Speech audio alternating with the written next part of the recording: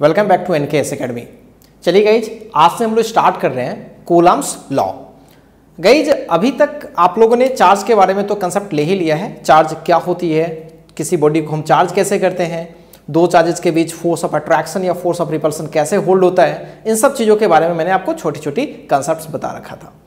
तो गाइज, अभी हम लोग बात करने वाले हैं Coulomb's law.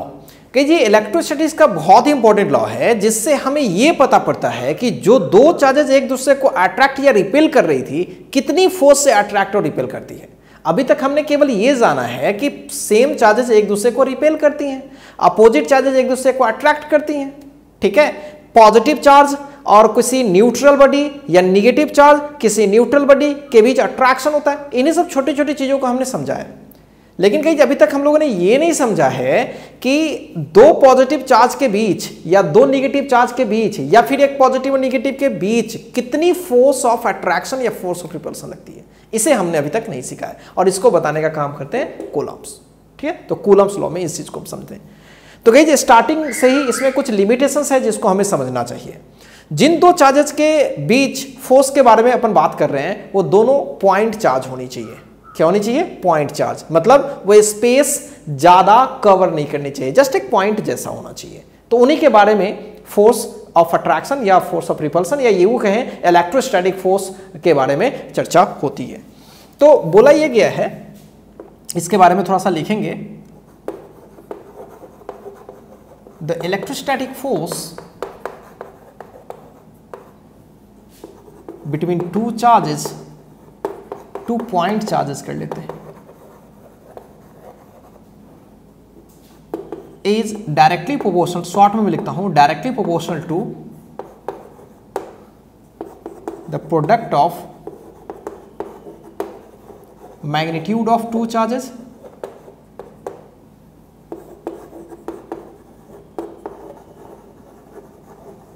And inversely proportional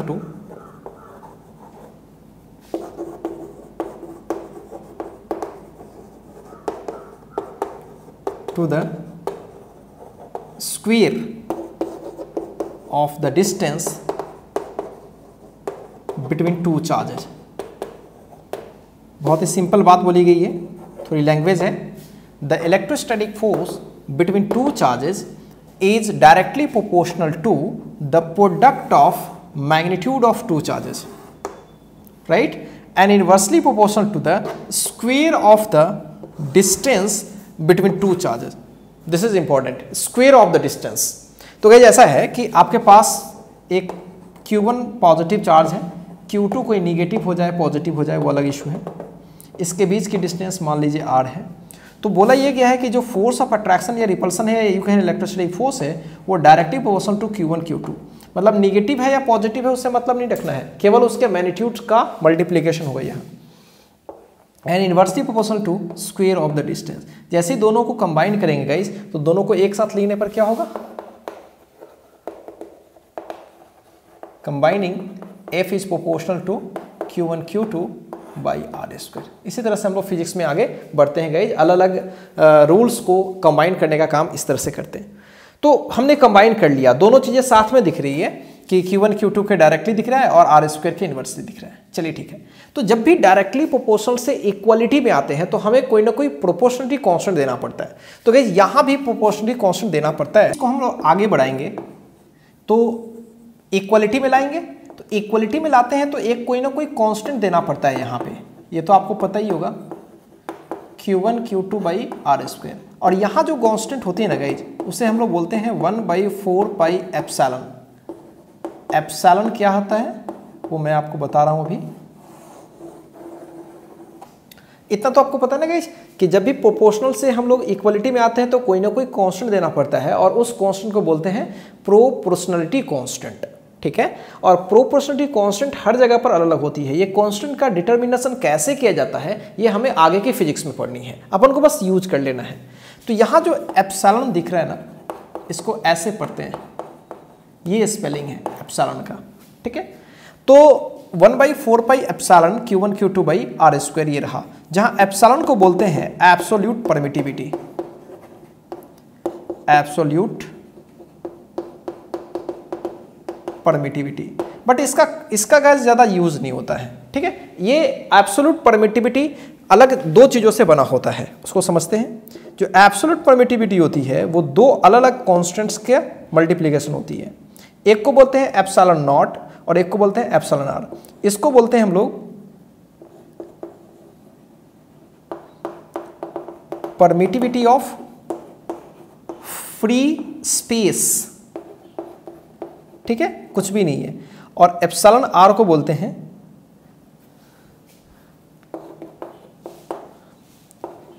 relative permittivity of a medium, ठीक है गाइस। ये स्पेस का है, फ्री स्पेस का है, और जिस मीडियम के बारे में बात हो रही है उस मीडियम की रिलेटिव परमिटिविटी है, ठीक है गाइस। सो एप्सिलॉन क्या है? Epsilon naught into epsilon R, ठीक है। अब इन चीजों का अगर हम इसे यूज कर ले तो फोर्स का जो जेन्युइन फॉर्मूला बनता है वो ये रहता है।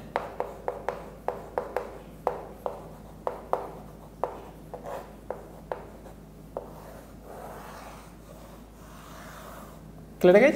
1/4 pi epsilon naught into epsilon R Q1 Q2 by R square. बहुत ही सिंपल तरीके से हम लोग लिख पा रहे हैं। अब गाइस यहां पे समझने वाली बात यह है कि जो अलग अलग मीडियम की एप्सिलॉन आर अलग अलग होती है, ध्यान से मेरी बात समझेंगे, अलग अलग मीडियम की एप्सिलॉन आर अलग अलग होती है, लेकिन एप्सिलॉन नॉट फिक्स्ड होती है, वो तो फ्री स्पेस का, मीडियम से उससे कोई लेना देना नहीं है। तो यही वजह है कि इन दोनों को मल्टीप्लाई करेंगे तो इसकी वैल्यू लगातार बदलती है, ठीक है। वजह क्या है? Epsilon R. और ये गाइस एयर के लिए, अब ये क्या है, किस मीडियम के बारे में बात हो रही है ये भी थोड़ा समझ लो। दो चार्जेस जो ले रखा है मैंने, दोनों चार्जेस के बीच का कुछ ना कुछ तो स्पेस है ना, पूरा का पूरा या तो वाटर से भर दो या एयर से भर दो या कुछ भी ना रखो, तो इसी स्पेस के बारे में अपन बात कर रहे हैं। तो जो स्पेस के बारे में बात हो रही है, जो स्पेस है उसकी रिलेटिव परमिटिविटी एप्सिलॉन आर है, ठीक है। कभी कभी इसे हम लोग डायलेक्ट्रिक कांस्टेंट भी कहते हैं, इस बात की भी चर्चा मैं कर देता हूं। एप्सिलॉन आर को रिलेटिव परमिटिविटी तो बोलते ही हैं, इसको कभी कभी हम लोग क्या बोलते हैं? डायलेक्ट्रिक कांस्टेंट भी। दोनों चीजें एक ही है, ठीक है। और जनरली डायलेक्ट्रिक कांस्टेंट को जनरली गाइज हम लोग के से डिनोट करते हैं, ठीक है। किससे डिनोट करते हैं? के से डिनोट करते हैं जनरली। तो ये तो क्लियर हो गया। अब इसमें एक दो बात और समझाता हूं आपको कुछ एग्जांपल के तौर पर। एयर के लिए गाइज है ना, एयर के लिए एप्सिलॉन आर या डायलेक्ट्रिक कांस्टेंट की वैल्यू 1 होती है, ठीक है। और जो माइका की जो शीट होती है ना, माइका शीट होती है, उसके लिए इसकी वैल्यू नियरली 6 होती है, 6 to 7। उसी तरीके से मेटल्स के लिए एप्सिलॉन आर या के की वैल्यू इन्फिनिटी होती है, इन्फिनिटी को ये टेंड करता है। और गाइज वाटर के लिए मैं बात करूं तो एप्सिलॉन आर या के की वैल्यू लगभग 80 to 81 होती है गाइज, 80 to 81, ठीक है। 80-81 के आसपास लेते हैं, इस बात को हमेशा याद रखिएगा। तो खैर ये डेटा आपको याद नहीं रखना है, केवल आप इस डेटा को याद रख लो। एयर के लिए कितना होता है? 1। मतलब दो चार्जेस के बीच अगर मीडियम केवल और केवल एयर हो, जैसे यहां पे मैंने दो चार्जेस को रख दिया, तो जो फोर्स का फॉर्मूला बनेगा ना उसमें एप्सिलॉन आर को 1 रखेंगे, मतलब वो प्रेजेंट ही नहीं होगा, ऐसा कहो, मतलब वो ऐसे ही दिखेगा भी नहीं। तो गाइस अगर मैं फाइनल बात करूं, डायरेक्ट एक सबसे सिंपल फॉर्मूला की मैं बात करूं, तो अगर हमारे पास एक चार्ज Q1 है और एक चार्ज Q2 है और दोनों के बीच की डिस्टेंस अगर r है, तो अब मैं आपसे पूछूं कि इनके बीच फोर्स ऑफ अट्रैक्शन या फोर्स ऑफ रिपल्सन क्या होगा, तो आप बोलोगे 1/4 pi epsilon naught into epsilon R बोलोगे जरूर। So Q1 Q2 by R square, but ये इसका वैल्यू क्या हो गया? 1। सो फाइनली एयर में दो चार्जेस के बीच का जो फोर्स का फॉर्मूला हो गया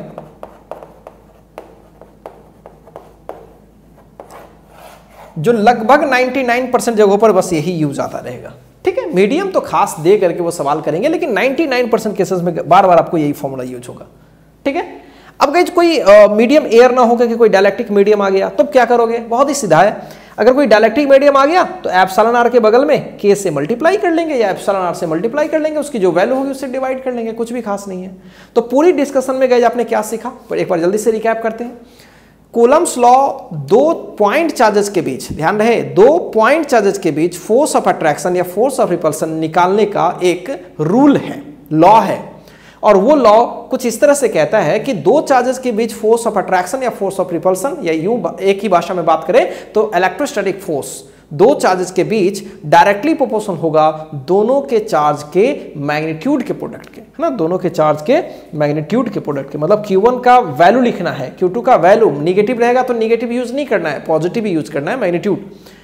ये मैंने लिख दिया। और inversely proportional to square of the distance between two point charges, दोनों पॉइंट चार्जेस के बीच जो डिस्टेंस होगी उसके स्क्वायर के इनवर्सली। मतलब डिस्टेंस को कम करेंगे तो फोर्स बढ़ेगा, इनवर्सली है इसलिए, और बढ़ाएंगे तो फोर्स घटेगा। दोनों को गाइज मैंने यहां लिखा और इकट्ठा किया, तो इकट्ठा करने से Q1 Q2 by R square हो गया। और जब भी प्रोपोर्शनल चीजों को इक्वलिटी मिलाते हैं तो एक कोई ना कोई कांस्टेंट देना पड़ता है, जो कि मैंने यहां दिया है, और 1/4 पाई एप्सिलॉन यहां हो गया। दिस इज एप्सिलॉन, ठीक है, Q1 Q2। लेकिन गाइज एप्सिलॉन को अगर हम ब्रेक करते हैं तो ये दो चीजों का प्रोडक्ट होता है, epsilon naught into epsilon R. और एप्सिलॉन नॉट को बोलते हैं परमिटिविटी ऑफ फ्री स्पेस, और एप्सिलॉन आर को बोलते हैं guys relative permittivity of medium, या इससे हम लोग बाद में समझे हैं डायलेक्ट्रिक कांस्टेंट भी बोलते हैं इसको, ठीक। अब गाइज एयर वालों के लिए ना, एयर मीडियम के लिए एप्सिलॉन आर या के की वैल्यू 1 होती है, इसलिए फॉर्मूला डायरेक्ट हमारा बन गया 1/4 pi epsilon naught Q1 Q2 by R square. Clear? कुछ और मीडियम की अलग अलग मीडियम की जो एप्सिलॉन आर होती है वो अलग अलग होती है, वो जनरली एक से सबकी बड़ी होती है। सबसे कम किसकी होती है तो एयर की होती है। वैक्यूम में गाइस समझेंगे अच्छे से, वैक्यूम में एप्सिलॉन आर की वैल्यू भी 1 लेते हैं, ठीक है। तो वैक्यूम में भी अगर फोर्स पूछे तो यहाँ एप्सिलॉन आर की जगह पर क्या डालेंगे 1। तो इस बात को हमेशा ध्यान रखिएगा, ये एयर हो या अगर मैं वैक्यूम की बात करूं तब भी फोर्स का फॉर्मूला हम लोग यही यूज करेंगे, ठीक है। और कोई मीडियम आ जाए तो बगल में किससे मल्टीप्लाई हो जाएगा, के से मल्टीप्लाई हो जाएगा। सो यही अभी तक आपने सीखा, इसमें बहुत कुछ ज्यादा आपने नहीं सीखा है, केवल और केवल अब लॉ को अभी ने डिफाइन करा बस, ठीक है। पहले आप इस चीज को कॉपी कीजिए और फिर छोटी छोटी जो बातें हैं, छोटे छोटे जो सवाल हैं, क्वेश्चन है, सब हम लोग इस पे सॉर्ट आउट करते हैं। पहले कॉपी कीजिए।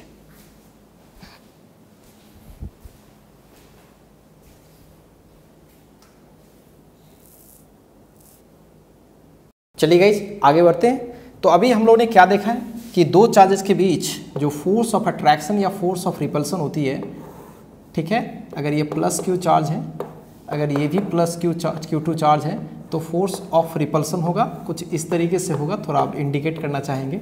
सो this is the force on 2 due to 1 and this is the force on 1 due to 2, इस तरह से होगा। और अगर गाइज ये Q1 प्लस में है और ये Q2 माइनस में है, तो जो फोर्स ऑफ अट्रैक्शन कुछ इस तरीके से होगी, this is the force on 1 due to 2, this is the force on 2 due to 1, ये इसके डायरेक्शन है। और गाइस जहाँ तक वैल्यू की बात है तो वो हमने आपको बताया है, f(1)2 निकालो चाहे f(2)1 निकालो, कमाल की बात है कि दोनों फोर्सेस की वैल्यू हमेशा बराबर ही होती है। मतलब जितने फोर्स से ये इसको खींच रही है उतने ही फोर्स से ये इसको खींच रही है या रिपल्सन दे रही है, ठीक है, बहुत ही सिंपल चीज़ है। तो ये जो फोर्स ऑफ अट्रैक्शन जो होती है that is 1/4 pi epsilon not.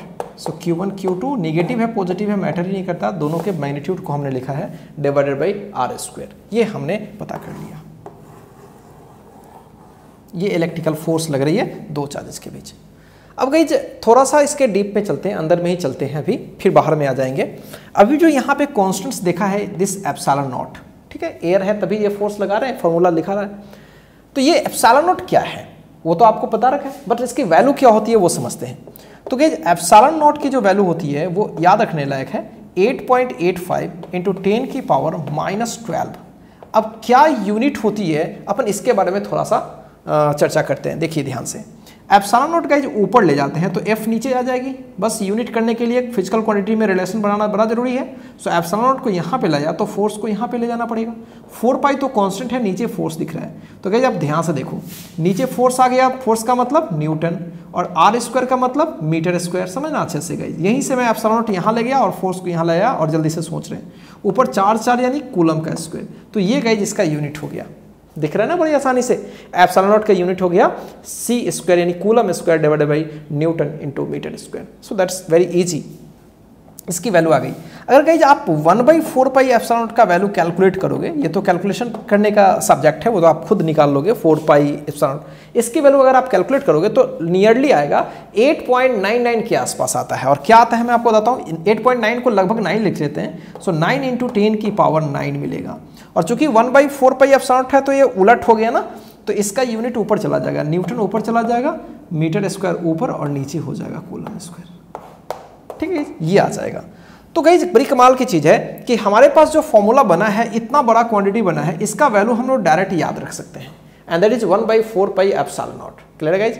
और गाइस कमाल की बात ये है कि इसको हम लोग जनरली के से डिनोट करते हैं, स्मॉल के से, है ना। इसको जनरली हम लोग किससे डिनोट करेंगे? स्मॉल के से। तो स्मॉल के इज व्हाट? 9 × 10⁹, या इसको हम इस भाषा में बात करें तो ये है। ठीक है, तो अब से आगे कभी भी दो चार्जेस के बीच जब भी कोई फोर्स का फॉर्मूला हमें दिखे या फिर गाइज हमें 1/4 पाई एप्सिलॉन नॉट दिखे, तो हम उसके जगह पर स्मॉल के यूज कर लेंगे, कहीं कोई इशू नहीं है, डायरेक्ट यूज कर लेंगे। तो अब डायरेक्ट अगर फोर्स का फॉर्मूला क्या है तो K Q1 Q2/r², बस इतना ही लिखेंगे, क्योंकि बार बार इसको लिखने का कोई मतलब नहीं निकलता, हम लोग सब कुछ समझ गए उसके बारे में। अब गई जब ये तो एप्सिलॉन नॉट के वैल्यू के बारे में बात हो गई, 1/4 पाई एप्सिलॉन नॉट के बारे में बात हो गई। अब देखो ध्यान से, एप्सिलॉन नॉट का यहाँ पे यूनिट कुछ दिख रहा है ना। यूँ तो कॉन्स्टेंट्स के यूनिट्स होते नहीं है, डायमेंशंस नहीं होते हैं, लेकिन कुछ जो प्रोपोर्शनली कॉन्स्टेंट्स होते हैं, ठीक है गाइज, बहुत सारे जगहों पर आते हैं वो, तो उनके यूनिट्स और डायमेंशंस हो जाते हैं। तो गाइज एप्सिलॉन नॉट का यहाँ पे यूनिट भी दिख रहा है, और तो डेफिनेटली इसका डायमेंशन कुछ ना कुछ तो हो ही जाएगा। तो अभी लोग बात करने वाले हैं डायमेंशन। यूनिट तो कर लिया,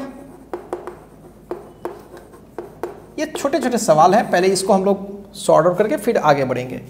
तो जहाँ तक यूनिट की बात है गाइज, वो यूनिट तो हमें दिख रहा है, यूनिट तो हमें साफ दिख रहा है, कूलम स्क्वायर डिवाइडेड बाई ऐसा। अब इन्हीं से डायमेंशन निकाल लेंगे। न्यूटन कूलम का मतलब आपको पता है ना, कूलम यानी चार्ज को IT लिखते हैं ना, तो चार्ज को हम लिख सकते हैं I × T, उसका स्क्वायर है सो स्क्वायर कर लिया। नीचे न्यूटन है, तो न्यूटन का डायमेंशन तो आपको पता होगा, mLT-2, पता ना, न्यूटन मास इंटू एक्सेलरेशन होता है ना, मास इंटू एक्सेलरेशन, फोर्स की बात मैं कर रहा हूँ, फोर्स। सो मास एक्सेलरेशन LT-2, और ये मीटर यानी L²। So we have m⁻⁻1, और L यहाँ पे देख सकते हो ऊपर जाएगा -Q, और T⁻4 एंड I या A भी लिख सकते हैं एम्पियर की जगह पर +2। ठीक है गाइस, तो फाइनली हमें ये डायमेंशनल फॉर्मूला दिख रहा है, बहुत ही सिंपल है। ठीक है गाइस, तो ये एप्सिलॉन नॉट। अब गाइस अच्छे से समझते हैं, कभी कभी आपके दिमाग में आ रहा होगा कि सर अभी आपने सिखाया कि एप्सिलॉन इक्वल्स होता है epsilon naught into epsilon R, बहुत अच्छा, तो फिर इसका क्या यूनिट होगा? तो गाइस समझते हैं, एप्सिलॉन आर के बारे में अगर बात करें सो इसका कोई भी यूनिट नहीं होता, no dimension, this is very important. ये एक डायलेक्ट्रिक कांस्टेंट होती है ना, इसका ना तो कोई यूनिट होता है ना ही कोई डायमेंशन। तो अब मेरे को बताइए, एप्सिलॉन का जो यूनिट होगा वो इसी के बराबर होगा, और एप्सिलॉन का जो डायमेंशन होगा इसी के बराबर होगा, इसलिए कंफ्यूज नहीं करेंगे। अगर हमसे कोई पूछे कि एप्सिलॉन का डायमेंशन और एप्सिलॉन नॉट का डायमेंशन, बिल्कुल गाइस सेम होगा, और यूनिट ऑफ एप्सिलॉन डेफिनेटली किसके इक्वल होगी? Unit of epsilon not. और दूसरी बात कि एप्सिलॉन आर या डायलेक्ट्रिक कांस्टेंट ये क्या होती है? Unitless and dimensionless, unitless and dimensionless. कभी भी कोई पूछे तो आप इस बात का जवाब दे पाएंगे। ठीक है गाइज, बहुत ही सिंपल चीज सीख रहे हो, बहुत ही बेस में जाकर के छोटी छोटी चीजों को हम एक्सप्लोर कर रहे हैं। ठीक है, अभी फॉर्मूला को सीखा है हमने, क्या मेरी बातें क्लियर है गाइज? इन सब छोटी छोटी चीजों को आपको समझना चाहिए। अब थोड़ा सा आगे बढ़ते हैं इसमें। फोर्स का फॉर्मूला हमने पता कर लिया, बहुत अच्छे से समझ में आ गया कि क्या फोर्स लगेगी, किधर होगी, कैसे होगी, वो सब हमें पता है। लेकिन गाइज एक बात और है इसमें कि जो कोलंबियन फोर्स होती है ना गाइज, ठीक है, इसकी कुछ लिमिटेशन है। कमाल की बात है, इसकी कुछ लिमिटेशन है। एक लिमिटेशन तो आपको स्टार्टिंग में पता चल गया कि सर 2 पॉइंट चार्ज के आप बोल रहे हो, सो 2 पॉइंट चार्ज के ही बीच वैलिड होगा। हाँ गाइज, बिल्कुल 2 पॉइंट चार्ज के बीच वैलिड होगा। ठीक है, अब एक लंबी से चार्ज है, से लंबी लीनियर चार्ज, और एक पॉइंट चार्ज, आप डायरेक्ट ये फॉर्मूला लगा नहीं सकते हो। आर डिस्टेंस लेना है तो 2 पॉइंट चार्ज के बीच आर है, तो फिर कैसे लगा पाओगे? बनेगा जरूर गाइज, मैं ये उससे इनकार नहीं कर रहा, बट डायरेक्ट आप नहीं लगा सकते इसमें। ठीक है, तो 2 पॉइंट चार्ज के लिए वैलिड है, ये एक बहुत बड़ी लिमिटेशन है। दूसरा, जो कोलंबियन फोर्स है गाइज, वो सब स्टैटिक सिचुएशन की है। मतलब जो कोलंबियन फोर्स के बारे में बात हो रही है, वो चार्जेस जब स्टैटिक होंगी, रुकी हुई रहेंगी, तभी बात हो रही है। आप इलेक्ट्रोस्टैटिक्स पढ़ रहे हैं, मूविंग चार्जेस के लिए वैलिड नहीं है ये। ठीक है, तो दो लिमिटेशंस। और तीसरी लिमिटेशंस भी गाइज बहुत अच्छी है, जो चार्जेज होते हैं ना गाइज, उनके बीच की जो डिस्टेंस होनी चाहिए न्यूक्लियर डिस्टेंस से, यानी न्यूक्लियस में रहने वाले जो स्पेसीज होते हैं उनके बीच का जो डिस्टेंस होना चाहिए उससे ज्यादा होना चाहिए। अब बोलोगे सर ऐसा क्यों?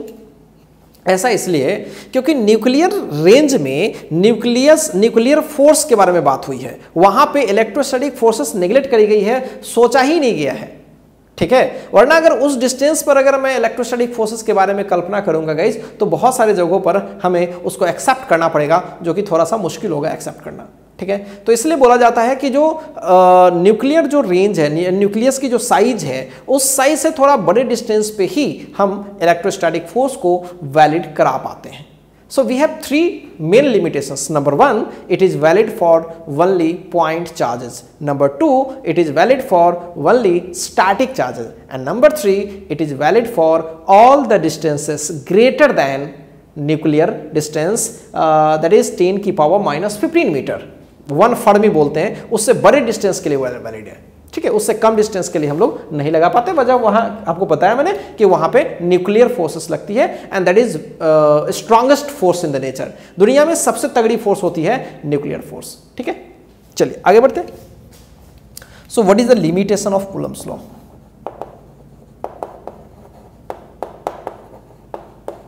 कूलम्स लॉ को शॉर्ट में मैं ऐसे लिखता हूं, ठीक है। हर छोटी छोटी चीज पे बात कर रहे हैं गाइस। तो पहली लिमिटेशन ये है, it is valid for only point charges. Second, it is valid for static charges.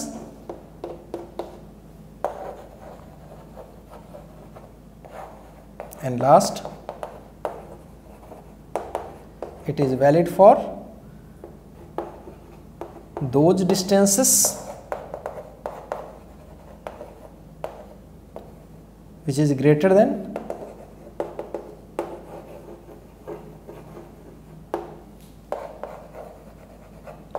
10 की power minus 15 metre, which is 1 Fermi. This is the size of nucleus.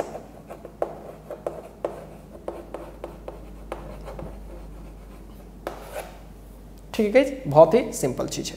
सो तीन लिमिटेशंस, फोर्स का वैल्यू क्या होता है, एप्सिलॉन नॉट क्या चीज है, epsilon not की वैल्यू क्या होती है, उसकी यूनिट क्या होती है, डायमेंशन क्या होती है, 1/4 पाई एप्सिलॉन नॉट क्या है, शॉर्ट में उसे क्या लिखते हैं, वैल्यू कितनी होगी, बहुत तरह की चीजें हमने गाइस छोटी छोटी चीजें कर ली, ठीक है। पहले आप इन सब चीजों को कॉपी कीजिए, और भी बहुत छोटी छोटी चीजें पहले हम लोग आगे बढ़ेंगे, ठीक है।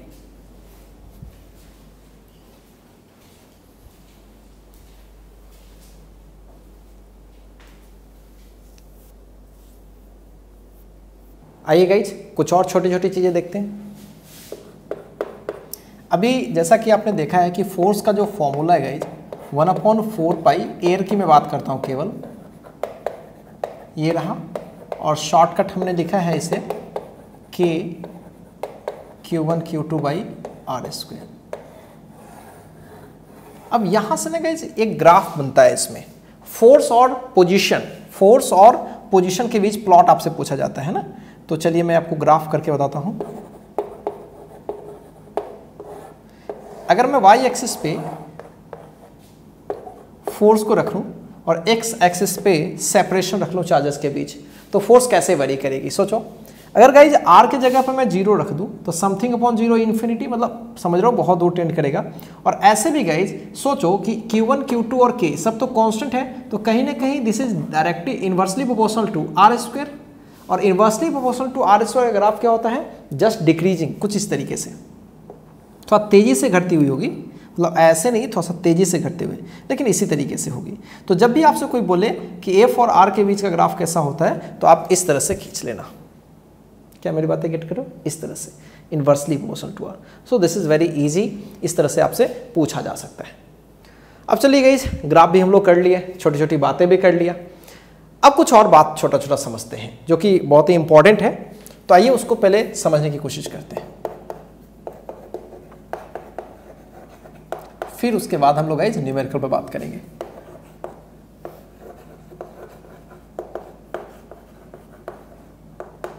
जो ये इलेक्ट्रिक फोर्स हम लोग निकाले हैं न्यूटन के कूलम्स लॉ के हेल्प से, दो चार्जेस के बीच जो निकाला है हमने, वो कैसा है, उसका नेचर कैसा है, उसके बारे में अपन पूरी डिटेल करने वाले हैं। 2-4 पॉइंट्स हम लोग बनाएंगे गाइज कि ये इलेक्ट्रिक फोर्स की नेचर कैसी है।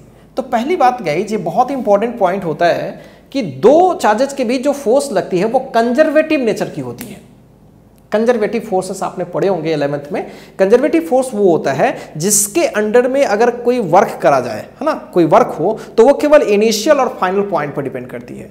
ठीक है, मतलब आपको ये नहीं देखना है कि पाथ कैसा है, आप इनिशियल कहां हो, फाइनल कहां हो, दैट्स मैटर। ठीक है, उससे ज्यादा हमें ज्यादा लेना देना भी नहीं होता है। ठीक है, फ्रिक्शन में ऐसा नहीं है कि फ्रिक्शन में कुछ पाथ ज्यादा फ्रिक्शन वाली चली गई तो ज्यादा वर्क हो गया, कम फ्रिक्शन वाली तो कम वर्क हो गया, ऐसा कुछ नहीं होता इसमें। तो इसमें आपको जहां भी जाना है, जैसे भी जाना है, इनिशियल कहां हो, फाइनल कहां हो, आप उसी पे डिपेंड करता है। आप इनिशियल घूम फिर करके वापस वहीं पे आ गए तो नेट डिस्प्लेसमेंट 0 हो गया, तो आपका वर्डन 0 हो जाएगा। ठीक है guys, so this is quite easy. तो इसकी प्रॉपर्टी पहली ये है कि जो इलेक्ट्रिकल फोर्स होती है is conservative in nature. This is very important point. ठीक है गाइज, कैसी नेचर की होती है, कंजर्वेटिव नेचर की होती है। ठीक है, कंजर्वेटिव नेचर की, बाद में हम लोग इसका यूज करेंगे। दूसरी, दो चार्जेस के बीच जो इलेक्ट्रिकल फोर्स होती है गाइज, वो न्यूटन के थर्ड लॉ को फॉलो करती है। मतलब आप बड़े वाले चार्ज हो और वहां छोटा है, उससे कोई फर्क ही नहीं पड़ता। आप जितना फोर्स उस पे लगा रहे हो, अट्रैक्शन या फिर रिपल्सन, उतना ही वो वाला आप पे लगा रहा है। ठीक है, अब आप पर इफेक्ट उसका कम होगा क्योंकि आप ज्यादा वेट के हो और वो कम वेट का है, लेकिन इफेक्ट की बात अलग है गाइज। मैं फोर्स की बात कर रहा हूं, फोर्सेस दोनों पर सेम है।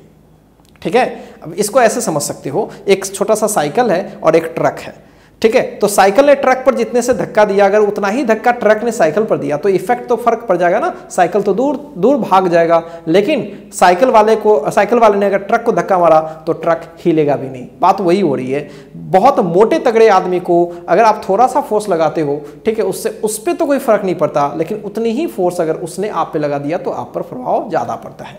तो इफेक्ट गाइज अलग चीजें होती है, मैं केवल फोर्स के मैग्नीट्यूड की बात कर रहा था। ठीक है, सो दोनों फोर्सेस इक्वल और अपोजिट नेचर की होती है, ये हमने देखा भी है। आप देख सकते हो कि जैसे ये Q1 चार्ज है और Q2 चार्ज है, बड़ा है छोटा है उसे मैटर ही नहीं करता है। तो अगर ये प्लस प्लस है तो ये वाली इस पर इस साइड में फोर्स लगाएगी और ये वाली इस पर इस साइड में फोर्स लगाएगी। आप देख सकते हो कि क्या एक दूसरे के अपोजिट है, बिल्कुल। F12 की मैं बात करूं, सो this is negative times of F21 because opposite है। और जहां तक मैग्नीट्यूड की बात करेंगे गाइज, दोनों मैग्नीट्यूड वाइज क्या है, इक्वल है, क्योंकि इसका भी फॉर्मूला उसी से हम लोग होल्ड करवाएंगे 1/4 पाई एप्सिलॉन या K/Q1 Q2 by R square, इसका भी वही। सो इलेक्ट्रिक फोर्स क्या होती है, बिटवीन टू चार्जेस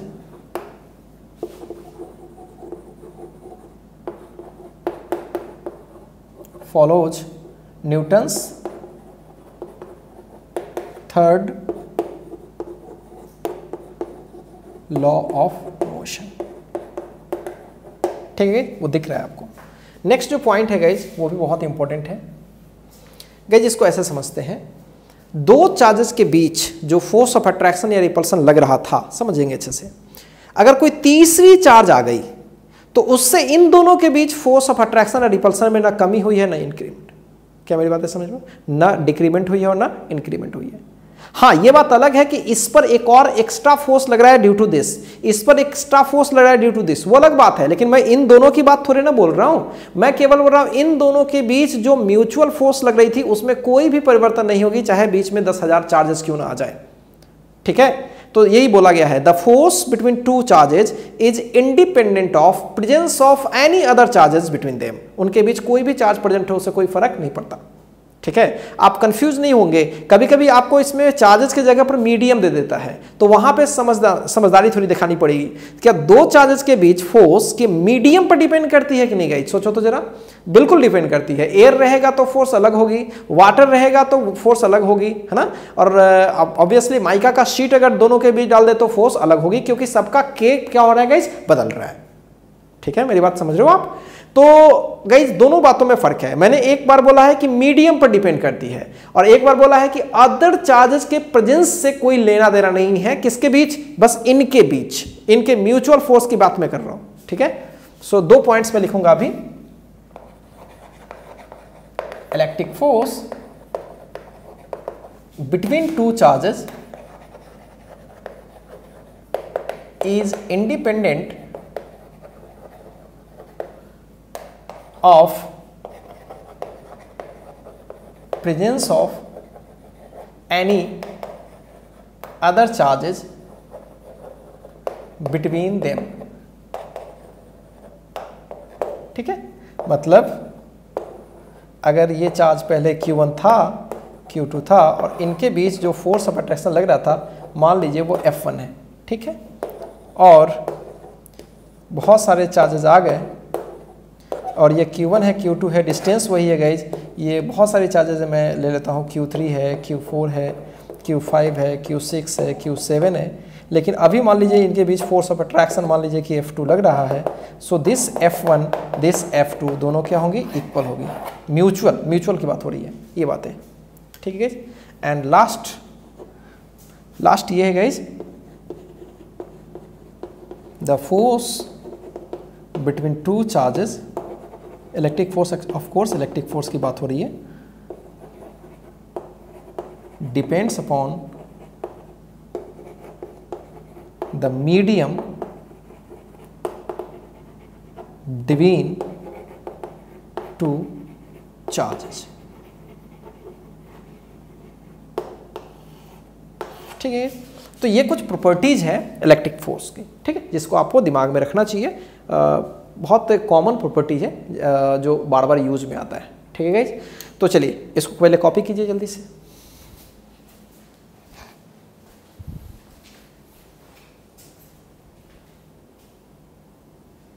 चलिए गाइस, कुछ और छोटी छोटी चीजें कर लेते हैं।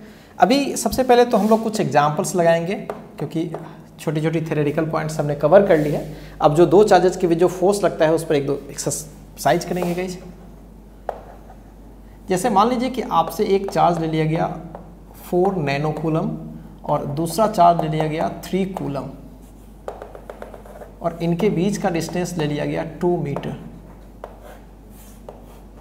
ठीक है गाइस, 2 मीटर डिस्टेंस ले लिया गया।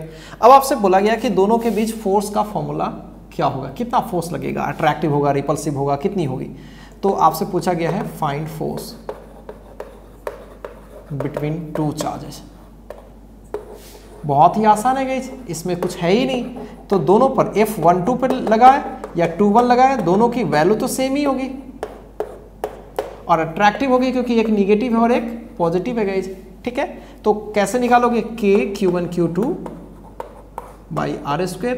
और K तो आपको पता है गाइस, K कितना है? K आपको पता है 9 × 10⁻⁹ मैंने पहले बता रखा है।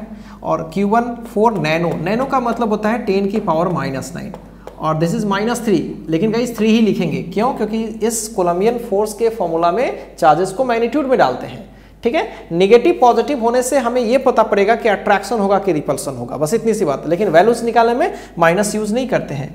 R², R की जगह पर 2 का स्क्वायर कर लें तो 2 2 जा 4 पूरा कैंसिल हो जाएगा, 10⁻⁻1 ये भी कैंसिल हो जाएगा। सो 27 न्यूटन। सो इतनी फोर्स इन दोनों चार्जेस के बीच लग रही है। बहुत ही आसान है गाइस, कुछ भी खास नहीं है इसमें। हाँ, अब मैं आपसे बोलूं कि अगर बीच में एयर छोड़ के, अगर ऑब्वियसली कुछ नहीं है तो ऑब्वियसली क्या होगी गाइस? एयर होगी। अगर गाइस एयर नहीं है तो फिर कोई दूसरी मीडियम होगी, तो फिर क्या फोर्स लगेगा? सपोज करो कि यहाँ पे मैंने आपसे दे दिया, यहाँ पे 10 नैनो कूलम दे दिया, यहाँ पे 4 कूलम की चार्ज मैंने ले लिया और बीच का जो मीडियम है ये ले लिया, कोई ऐसा मीडियम ले लिया जिसका जो डायलेक्ट्रिक कांस्टेंट कैपिटल K जो है वो 8 है। ठीक है, कितना है गाइस? 8 है। और इनके बीच का डिस्टेंस 2 ले लिया गया। ठीक है, 2 ले लिया गया। अब मैं पूछूं कि दोनों के बीच फोर्स का फॉर्मूला क्या है। ठीक है, फोर्स कितना लगेगा? तो ऑब्वियसली आपसे क्या पूछा गया है? Find F। बहुत ही सिंपल है, फॉर्मूला को थोड़ा सा रिड्यूस करना पड़ेगा, स्मॉल के बाई कैपिटल के गाइज। क्यों होगा मैं अभी आपको बताता हूँ, बिकॉज यही फॉर्मूला होगा ना 1/4 पाई एप्सिलॉन नॉट, यहाँ पे के आने लगेगा गाइज, और Q1 Q2 by R square. इसको तो हमने स्मॉल के बोल लिया है, बाई के तो रह गया। तो आप जैसे भी सोचो, ये है 9 × 10 की पावर 9, और नीचे कैपिटल के है, कैपिटल के मतलब डायलेक्ट्रिक कांस्टेंट विच इज 8, और Q1 तो आपको पता ही है which is 10 nano, and Q2 भी आपको पता है 4 coulomb divided by R, R का मतलब 2 का स्क्वायर। सो ये पूरा कैंसिल हो जाएगा, ये पूरा कैंसिल हो जाएगा। सो 2 4 जा एंड 2 5 जा, तो 45/4। सो इतना न्यूटन फोर्स हो जाएगा। ठीक है गाइज, बहुत ही आसान है ना। अच्छा, और भी एग्जांपल लगाते हैं गाइज। अभी एक एग्जांपल मैं लगाता हूं जिससे आपको कुछ फील आएगी, देखिएगा ध्यान से। हालांकि अभी आपको फील आ जाती, पहले भी आ जाती अगर उस तरह से सवाल में सेट करता। ये समझना, जैसे मान लो कि ये एयर है, फर्स्ट केस ले आता हूं, और एक और चार्ज है, मान लो कोई मीडियम है, जैसे मान लो वाटर ही है, वाटर का के मैं 80 ले रहा हूं, और ये चार्ज लेता हूं 8 कूलम, और इस चार्ज को मैं लेता हूं, इसके बीच के डिस्टेंस 2 मीटर में ले लिया, 10 नैनो कूलम। सेम डेटा में लेता हूं गाइस, 8 कूलम 10 नैनो कूलम। बस आपको ये फील करवाने के लिए कि इसमें फोर्स जो लगेंगे एयर में और इसमें जो फोर्स लगेंगे, दोनों में क्या फर्क है, दोनों में कौन ज्यादा है कौन कम है। ठीक है, तो समझने की कोशिश कीजिएगा। Find the force between two charges in both case. बहुत ही आसान है। तो अगर मैं फर्स्ट केस की बात करूं, तो फर्स्ट केस में अगर फोर्स निकालूं, सो that would be very easy, 1/4 pi epsilon not which is 9 × 10 की power 9। Q1 Q2, Q1 is 8 nano, sorry 8 coulomb है, और वहां पे 10 नैनो मतलब 10 की पावर -9 डिवाइडेड बाई आर की square which is 2 square. So 2 square is 4 and 4 2 ज़ा 8। ये तो ऐसे ही कैंसिल हो जाएगा। सो 180 न्यूटन हमारा फोर्स लग रहा है फर्स्ट केस में, राइट। अगर गाइस सेकेंड केस की मैं बात करूं, तो सारा डेटा तो वही है, बस यहाँ पे k से डिवाइड पड़ जाएगा, है ना। 1/4 पाई एप्सिलॉन नॉट नीचे k से आ रहा है ना, k आ जा रहा है, तो यहाँ पे k 80 हो जाएगा। सो गाइस यहाँ 80 हो जाना है, और फिर बाकी तो चीज़ें वही है, 8 × 10 नैनो मतलब 10 की पावर -9, और डिस्टेंस का स्क्वायर विच इज 2 का स्क्वायर। सो 2 का square which is obviously 4 and 4 2, ये कैंसिल हो जाएगा गाइज, 1 0 से 0 कैंसिल हो जाएगा, एंड 4 से ये हो जाएगा। सो 9/4, और ये भी, तो बस गाइज इतना ही हो जाएगा। सो 9/4 न्यूटन। अब देख सकते हो गाइज कितना कम हो गया, 1 पॉइंट कुछ, और ये 180 न्यूटन गाइज। आप समझ सकते हो ना। तो गाइज बड़ी कमाल का चीज समझने को मिल रहा है कि किसी अगर वाटर में चले जाते हैं ना, तो फोर्सेस बहुत कम हो जा रही है, और एयर में है तो फोर्सेस इसके तुलना में तो काफी ज्यादा है। ठीक है, और कितनी गुना ज्यादा है ये तो गाइज हम लोग चाहे तो इसका आंसर निकाल के डायरेक्ट इसका कर सकते थे, डायरेक्ट भी कर सकते थे। सोचो कैसे, मैं आपको एक डायरेक्ट मेथड बताता हूं आपको फील करवाने के लिए, देखिएगा। क्योंकि सेम चार्जेस है इसलिए कोई इशू नहीं है। तो गाइज अभी आपने देखा है कि एयर में जो फोर्स होता है वो क्या देखा है, यही देखा है ना। और जो मीडियम में फोर्स देखा है, अगर सेम चार्जेस के बीच में निकालूं, सेम चार्जेस और मीडियम में निकालूं, तो यहाँ पे क्या आएगा। So Q1 Q2 by R square. Guys के को मैं थोड़ा देर के लिए साइड कर लूँ, 1/k कर लूँ। सो ये क्या होने वाला है, देखो ध्यान से। अब बोलोगे सर ये तो यही वाला है। अच्छा, तो मीडियम में जो फोर्स होगा वो 1/k times of F in air. तो जो भी मीडियम में जो फोर्स होगी ना, वो 1/k टाइम्स हो जाएगी एयर के, है ना। तो अभी आप बताओ, अगर ऊपर वाले सवाल को अगर मैंने यहाँ पे 180 निकाल लिया, तो गाइज अगर ऊपर वाले सवाल में अगर मेरे को डायरेक्ट अगर मीडियम में फोर्स निकालना होता, तो जो फोर्स आया है 180, उसमें मैं 80 से डिवाइड कर लेता तो डायरेक्ट आ जाता, बिल्कुल आ जाता। 0 से 0 कैंसिल, 2 से 4 एंड 2 से 9, तो डायरेक्ट ये आ जाता 9/4। समझ पा रहे हो। तो गाइज यहां से एक बात समझ में आ रही है कि जो मीडियम में एयर में जो फोर्स होगी, जो एयर में फोर्स होगी और जो मीडियम में फोर्स होगी, ध्यान से देखेंगे, इस के को मैं इधर ले जाता हूं, इसको इधर डिवाइड कर रहा हूं, सो दैट वुड बी के।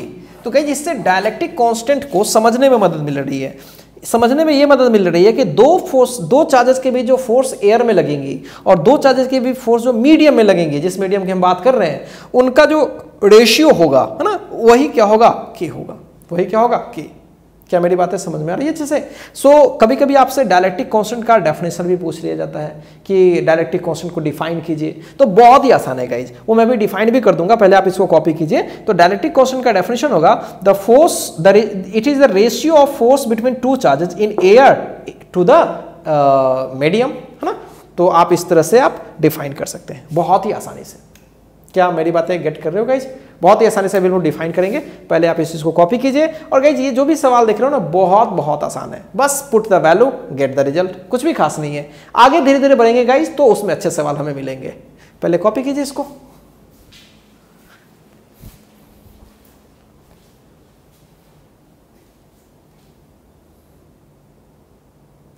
चलिए गाइज, अब हम लोग डायलेक्ट्रिक कांस्टेंट या रिलेटिव परमिटिविटी को डिफाइन कर लेते हैं, ठीक है। तो चलिए,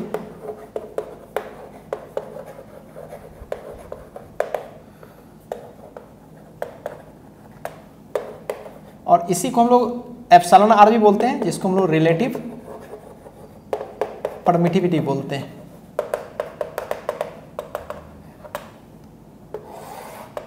देखिए गाइस, जैसा कि अभी हमने आपको बताया कि एयर में अगर कोई दो चार्जेस के बीच फोर्स लगाते हो, so that would be 1/4 pi epsilon naught Q1 Q2 by R square, और किसी मीडियम में फोर्स लगाओगे तो इसका फॉर्मूला यहाँ पे K आ जाएगा, सो Q1 Q2 by R square.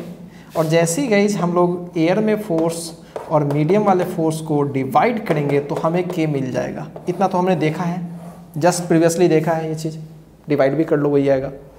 तो यहीं से डिफाइन हो गया ना गाइज कि the force between two charges in air to the same forces between two charges in medium is known as dielectric constant of that medium, जिस medium में हम डालने की बात कर रहे हैं। सो कह सकते हो यहां से the ratio of force between two charges in air to the force between same charges in medium is called dielectric constant of that medium। ठीक है गाइज, आप ऐसे भी कर सकते हो। और गाइज कुछ लोग इसको ऐसे भी डिफाइन करते हैं, ठीक है। एक्चुअली एप्सिलॉन इक्वल्स होता है epsilon naught into epsilon R. So epsilon R को बोल सकते हैं एप्सिलॉन बाई एप्सिलॉन नॉट। तो कुछ लोग बोलते हैं it is the ratio of absolute permittivity to the permittivity of free space, free space. Clear guys? तो इसको हम लोग कुछ ऐसे भी लोग कहते हैं, it is the ratio of absolute permittivity, मैं शॉर्ट लिखता हूं, permittivity to the permittivity of free space.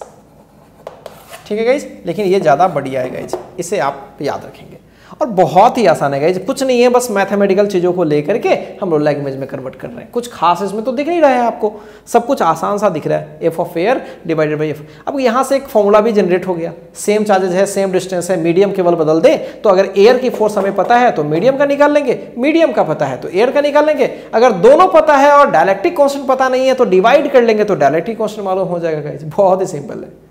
तो क्या मेरी बातें गेट कर रहे हैं गाइज? आज हम लोग एकदम बेसिक लेक्चर बात कर रहे हैं गाइज, बहुत बेसिक चीज पढ़ रहे हैं। केवल फोर्स के फॉर्मूला को पढ़ा, क्या लगता है, अब उसमें जो कांस्टेंट इन्वॉल्व है उस पर विशेष रूप से काम किया, उसके यूनिट डायमेंशन को किया, उसके वैल्यूज की बात करी हमने। फिर गाइज वो उस फोर्स के नेचर के बारे में अपन चर्चा किया कि वो फोर्स कैसा होता है, कंजर्वेटिव है, नॉन कंजर्वेटिव है, इस पर अपन थोड़ी सी चर्चा किया और कहाँ ये वैलिड है, कहाँ नहीं वैलिड है, जो लॉ है वो उसकी लिमिटेशन क्या है गाइज, ये सारी हमने अभी चर्चा कर ली। और साथ साथ गाइज जो कांस्टेंट्स इन्वॉल्व है यहाँ पे उसको भी हमने डिफाइन कर लिया। अब गाइज एक छोटी सी चीज़ है, बहुत ही छोटी चीज़ है जो आपको समझना चाहिए, जो 1/4 पाई एप्सिलॉन नॉट की जो वैल्यू हमने देखा है गाइज, ऑब्वियसली 9 × 10⁹ जो भी है गाइज ये SI यूनिट में होती है ना। और गाइज एक कमाल की चीज़ है कि अगर 1/4 पाई एप्सिलॉन नॉट का वैल्यू अगर आप CGS में निकालोगे ठीक है, तो ये आपको 1 मिलेगा। सीजीएस में मतलब जो न्यूटन रहेगा वो सब हो जाएगा डाइन, सेंटीमीटर हो जाएगा सेंटीमीटर, ठीक है गाइज। तो ये चीज़ें आपको दिमाग में रखनी है, और जो कूलम रहेगा वो हो जाएगा ESU, ठीक है। तो ये चीज़ याद रखिएगा, सीजीएस में 1 होता है, और ठीक है, ये बात हमेशा दिमाग में रखिएगा, काम का चीज़ है ये गाइज। कभी कभी चार्जेस आपको ESU में प्रोवाइड किया जाएगा, ESU में, ठीक है। और फोर्स के बारे में बात करी जाएगी, और फोर्स का वैल्यू होगा जनरली डाइन में, ठीक है। तो क्यों हम बेवजह टाइम पास करने जाएंगे, डायरेक्ट 1 डाल देंगे, चार्जेस को ESU में डाल देंगे, और डिस्टेंस को सेंटीमीटर में डालना नहीं भूलेंगे, और सॉल्व करके फिर आंसर कर लेंगे। तो क्या मेरी पूरी बातें क्लियर है गाइज? तो आज का वीडियो सेशन गाइज बहुत ही इंफॉर्मेटिव है, इसमें आपको बहुत छोटी छोटी चीज़ें जानकारी में मिली हैं। अब गाइज इसी वीडियो सेशन को आगे कंटिन्यू करेंगे, और उसमें कुछ अच्छी चीज़ें सीखेंगे, कुछ और अलग तरीके का न्यूमेरिकल बनाना सीखेंगे गाइज, कुछ सुपर पोजिशन प्रिंसिपल की बात करेंगे, और बहुत सारे न्यूमेरिकल्स भी करेंगे गाइज, ठीक है। तो मिलते हैं जस्ट नेक्स्ट वीडियो सेशन में।